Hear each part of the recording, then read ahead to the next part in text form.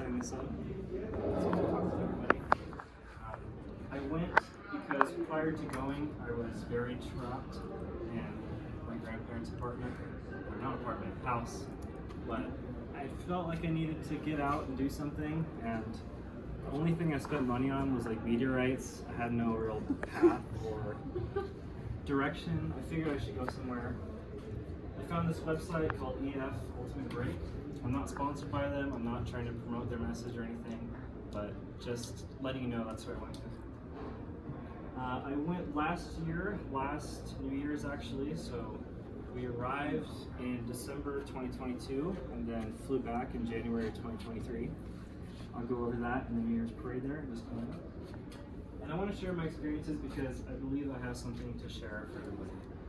Whether you're interested in biology, I'm going to talk about the significance behind the Galápagos Islands, the Amazon rainforest.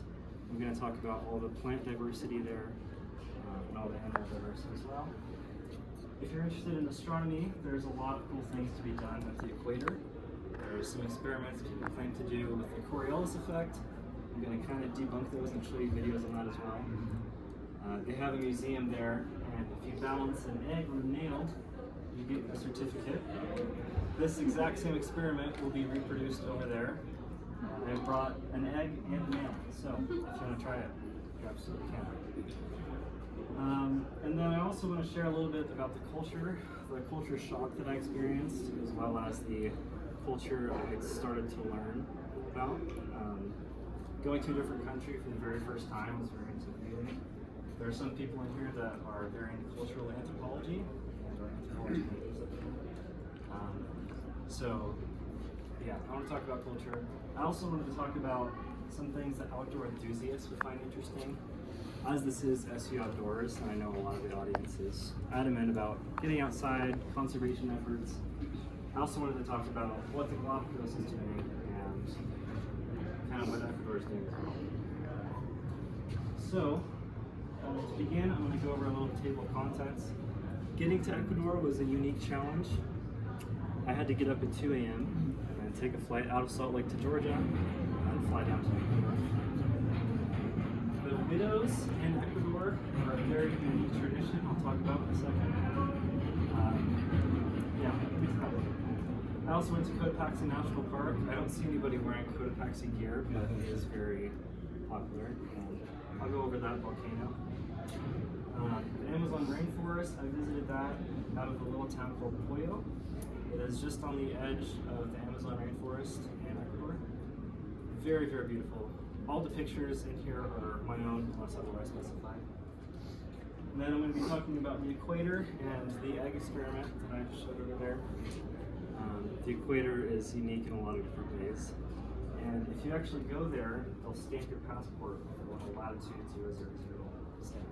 So if you want to get that. And then of course we'll talk about the Galápagos Islands. I know some of you are only here for that. It was a really exciting place, very different than what I'm used to. Turns out I have very light skin. I'm a sunburned very easily. I did account for this, but not as much as I should have. There's also a plant in the Galápagos called pepperoni, which tastes very well. I think it could be a future steak seasoning. If people are adamant on bringing that, I'd like a little bit of credit. But then I'll talk about the Otavalo Market, which is where I got this blanket and some other things. So getting to Ecuador, I noticed right off the bat, it looked very different from the sky. Everything was like snaking yellow lines instead of white grids that I'm used to in the United States.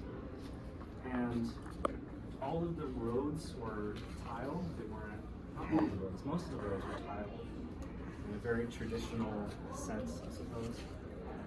So driving on them felt almost wrong. I just wasn't really used to driving on tile. Usually that's kind of an art form. And then I also prepared in my own way by learning Spanish, Duolingo, for 500 days. I have not taken any formal Spanish classes, but as far as kind of getting used to it goes, I felt like this worked. If you want to actually experience the culture, I suggest taking actual Spanish classes. I knew enough to get by, but not enough to communicate. So the first day that I woke up, this was my view from the hotel. Not too surprising to me, all hotel food is the exact same. No matter where you go, there are slightly runny scrambled eggs. There's always sausage in a metal pan. They have orange juice.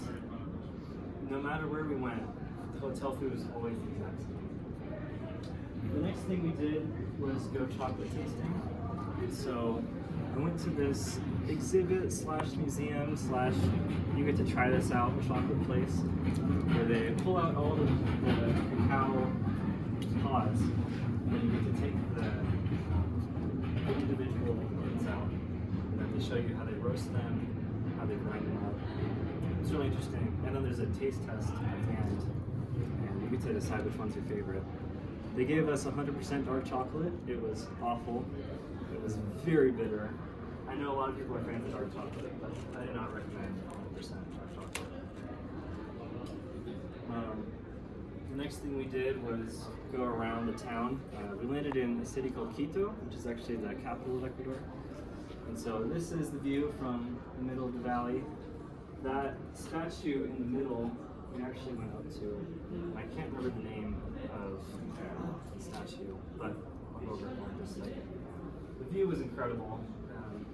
Almost the entire valley of Quito it's like surrounded by mountains, and in the middle there's this hill. And there's all this fog around and it's super green. It was really great. Very different. The houses were all much more colorful than here's just another view. You see how much fog there is.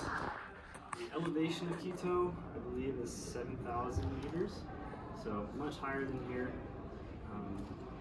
I think it's one of the highest capitals in the world, just because it's in the Andes.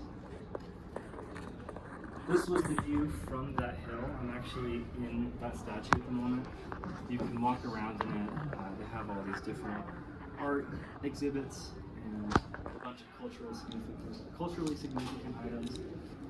And then they have these vendors and these tents all around. That's actually where I bought this blanket.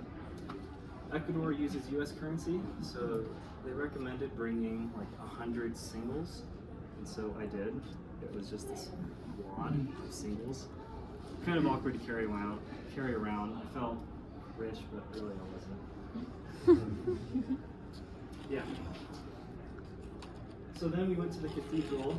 This is a Gothic style cathedral that was built relatively recently, but the unique thing about it is that there's not gargoyles in the cathedral.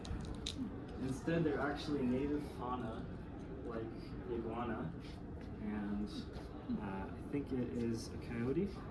Maybe not a coyote, it's some kind of dog, but the iguana is on the left there, and all around the cathedral they have different native. I thought that was really neat. And then we went inside, and there's a lot of stained glass windows like usual Gothic cathedrals have. The entire inside is very pink, not surprisingly, because of the windows, but the sun was actually shining from behind me in this picture, from this window, which was absolutely beautiful. I don't know if I have much more to say about it, but it's just being there and looking at it, still what it means. Awesome. The next day, we went to Cotopaxi National Park. It is not just a brand, it is an actual place like Patagonia. Cotopaxi is a very large volcano, and the national park has these really tall trees. They're actually invasive, but they looked really interesting. So I took some pictures.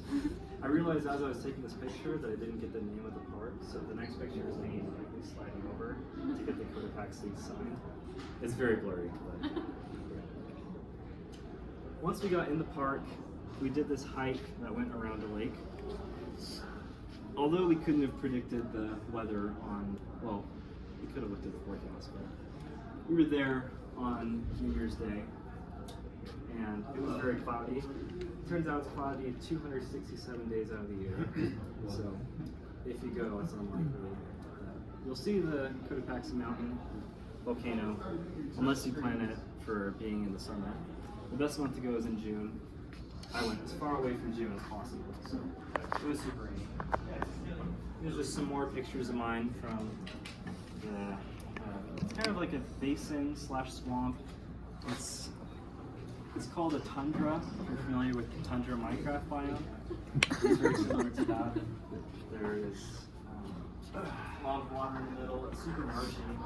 And as you hike around it, there's all these gazebos, these gazebo-like structures placed on the rim of the hike. I wasn't too sure what they were for initially, but like many hikes, they have these panels with information on them about the plants you're seeing or what kind of view you're looking at. We couldn't see much of anything because of the conditions and all the fog, but it was still interesting and good to get out of the rain. This is just another view, kind of the swampy grassland. But there was also wild horses there. Cotopaxi is well known for having llamas, but we saw wild horses. We were told not to ride them. They are wild horses. But an interesting thing about this trip as well